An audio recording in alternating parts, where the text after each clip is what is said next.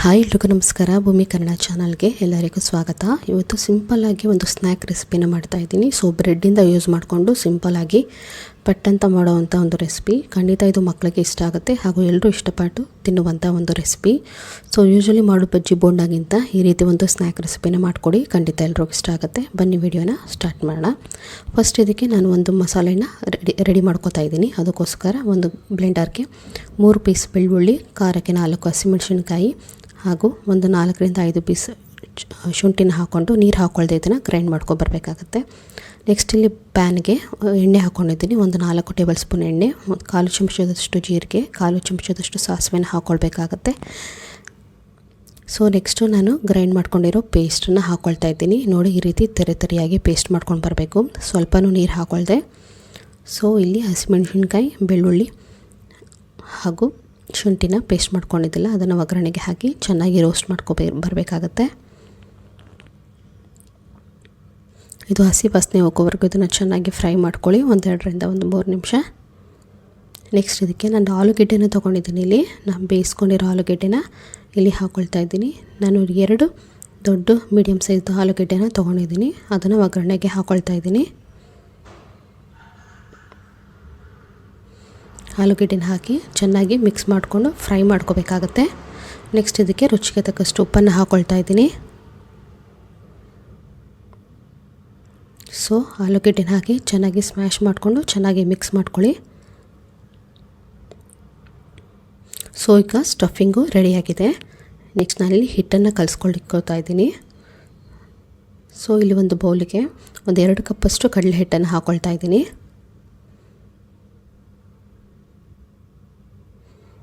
ಇದಕ್ಕೆ ರುಚಿಗೆ ತಕ್ಕಷ್ಟು ಉಪ್ಪನ್ನು ಹಾಕ್ಕೊಳ್ತಾ ಇದ್ದೀನಿ. ಸ್ವಲ್ಪ ಖಾರದ ಪುಡಿ ಹಾಕ್ಕೊಳ್ಳಿ, 1/4 ಟೇಬಲ್ ಸ್ಪೂನಷ್ಟು ಖಾರದ ಪುಡಿ ಹಾಕ್ಕೊಂಡು ಚೆನ್ನಾಗಿ ಒಂದು ಸಲ ಮಿಕ್ಸ್ ಮಾಡ್ಕೊಳ್ಳಿ. ಇದಕ್ಕೆ ಸ್ವಲ್ಪ ನೀರು ಹಾಕ್ಕೊಂಡು ಬಜ್ಜಿ ಹಿಟ್ಟು ಅದಕ್ಕಿಂತ ಸ್ವಲ್ಪ ತೆಳ್ಳಗೆ ಕಲಿಸ್ಕೋಬೇಕಾಗತ್ತೆ, ಇಲ್ಲಾಂದರೆ ಕೋಟಿಂಗ್ ಮಾಡೋಕ್ಕೆ ಸ್ವಲ್ಪ ಕಷ್ಟ ಆಗುತ್ತೆ. ಸೊ ನೋಡಿ, ಸ್ವಲ್ಪ ನೀರು ಹಾಕ್ಕೊಂಡು ಚೆನ್ನಾಗಿ ಈ ಥರ ಮಿಕ್ಸ್ ಮಾಡ್ಕೋಬೇಕಾಗತ್ತೆ.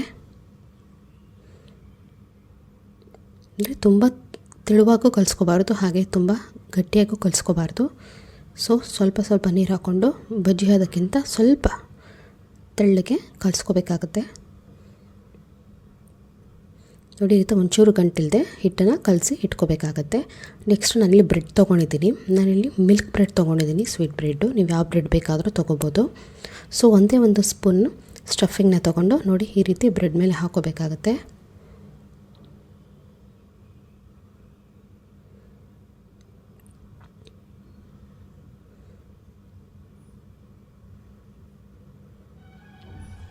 ಸೊ ಬ್ರೆಡ್ ಮೇಲೆ ಹಾಕ್ಕೊಂಡು ಈ ರೀತಿ ಇನ್ನೊಂದು ಬ್ರೆಡ್ನ ಇದ್ರ ಮೇಲೆ ಕ್ಲೋಸ್ ಮಾಡಿಕೊಂಡು ಈ ರೀತಿ ಬ್ರೆಡ್ನ ನೀವು ರೆಡಿ ಮಾಡ್ಕೋಬೇಕಾಗತ್ತೆ.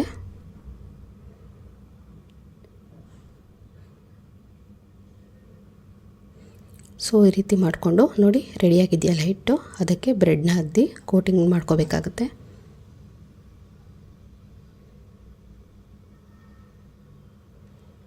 ಈ ರೀತಿ 2 ಕಡೆ ಸುತ್ತ ಇದನ್ನು ಚೆನ್ನಾಗಿ ಕೋಟಾಗೋ ಥರ ಹಿಟ್ಟಲ್ಲಿ ಅದ್ದಿ ಇಟ್ಕೋಬೇಕಾಗತ್ತೆ. ನೋಡಿ, ಈಗ ಕೋಟಿಂಗ್ ಆಗಿದೆ. ಸೊ ಒಂದು ಪ್ಯಾನಲ್ಲಿ ಬಿಸಿ ಎಣ್ಣೆನ ಕಾಯೋದಕ್ಕೆ ಇಟ್ಕೊಂಡಿದ್ದೀನಿ. ಅದಕ್ಕೆ ನಾನು ಈ ಬ್ರೆಡ್ನ ಹಾಕ್ಕೊಳ್ತಾ ಇದ್ದೀನಿ.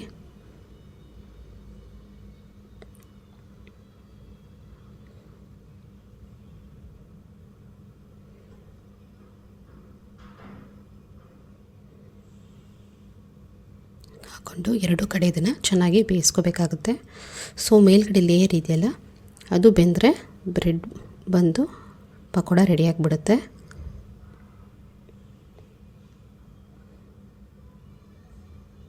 ಸೊ ಬ್ರೆಡ್ ಬಂದು ತುಂಬ ಎಣ್ಣೆನ ಎಳ್ಕೊಳ್ಳುತ್ತೆ. ಸೊ ಕೋಟಿಂಗ್ ಸ್ವಲ್ಪ ತೆಳುವಾಗಿದ್ದರೆ ಕೋಟಿಂಗ್ ಬೇಯೋವರೆಗೂ ನೀವು ಇದನ್ನು ಎಣ್ಣೆಯಲ್ಲಿ ಫ್ರೈ ಮಾಡಿಕೊಂಡ್ರೆ ಸಾಕಾಗುತ್ತೆ. ಸೊ ಆಲ್ರೆಡಿ ಸ್ಟಫಿಂಗು ರೆಡಿಯಾಗಿರುತ್ತಲ್ವ. ಸೊ ಈ ರೀತಿ 2 ಕಡೆ ಸ್ವಲ್ಪ ಕೋಟಿಂಗು ಚೆನ್ನಾಗಿ ಬೇಯೋವರೆಗೂ ಈ ಥರ ರೆಡಿ ಮಾಡ್ಕೋಬೇಕಾಗತ್ತೆ. ನೋಡಿ, ಇವಾಗ ಸ್ನ್ಯಾಕ್ ರೆಡಿಯಾಗಿದೆ. ಸೊ ಈಸಿಯಾಗಿ ಬ್ರೆಡ್ ಪಕೋಡ ರೆಡಿಯಾಗೋಯಿತು. ಯೂಶ್ವಲಿ ಮಾಡೋ ಬಜ್ಜಿ ಬೋಂಡಾಗಿಂತ ಈ ರೀತಿ ಒಂದು ಸಲ ಬ್ರೆಡ್ ಪಕೋಡನ ಮಾಡ್ಕೊಳ್ಳಿ, ತುಂಬಾ ಚೆನ್ನಾಗಿರುತ್ತೆ. ಸೊ ಈ ರೀತಿ ಎಲ್ಲನೂ ನಾನು ರೀತಿ ರೆಡಿ ಮಾಡ್ಕೊಂಡಿರೋ ಪಕೋಡಗಳನ್ನ ಇಲ್ಲಿ ಫ್ರೈ ಮಾಡ್ಕೊತಾ ಇದ್ದೀನಿ. ನೀವು ನೋಡ್ತಿರ್ಬೋದು ಈಗ ರೆಡಿಯಾಗಿದೆ.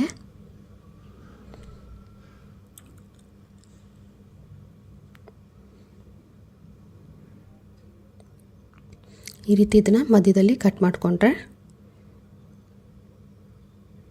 ನಿಮಗೆ ಫಿಲ್ಲಿಂಗು ಚೆನ್ನಾಗಿ ಕಾಣಿಸುತ್ತೆ ಹಾಗೂ ತಿನ್ನೋದಕ್ಕೂ ತುಂಬ ಚೆನ್ನಾಗಿರುತ್ತೆ.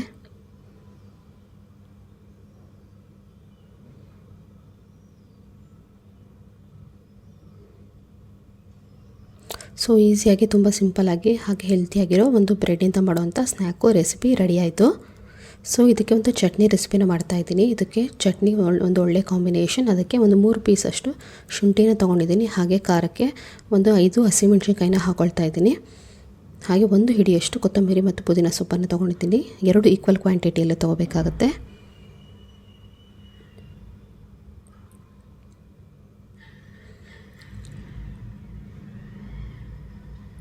ನೆಕ್ಸ್ಟ್ ನಾನಿಲ್ಲಿ ಈರುಳ್ಳಿನ ತೊಗೊಂಡಿದ್ದೀನಿ.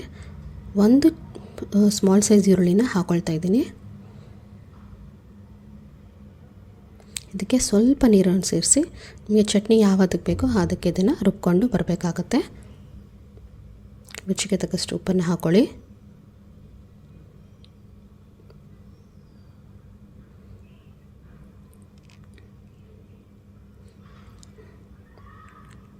ಸೊ ನೋಡಿ ಇವಾಗ ಚಟ್ನಿ ರೆಡಿಯಾಗಿದೆ. ಈ ಚಟ್ನಿ ಕಾಂಬಿನೇಷನ್ಗೆ ಈ ಪಕೋಡ ತುಂಬಾ ಚೆನ್ನಾಗಿರುತ್ತೆ. ಸೊ ಇದೇ ರೀತಿ ನಾನು ಎಲ್ಲ ಬ್ರೆಡ್ಗಳಿಗೂ ನೋಡಿ ಕೈಯಲ್ಲೇ ಈ ರೀತಿ ಸ್ಟಫಿಂಗ್ನ ಹಾಕ್ಕೊಂಡು ನೀಟಾಗಿ ಕೋಟಿಂಗ್ ಮಾಡ್ಕೋಬೇಕಾಗತ್ತೆ.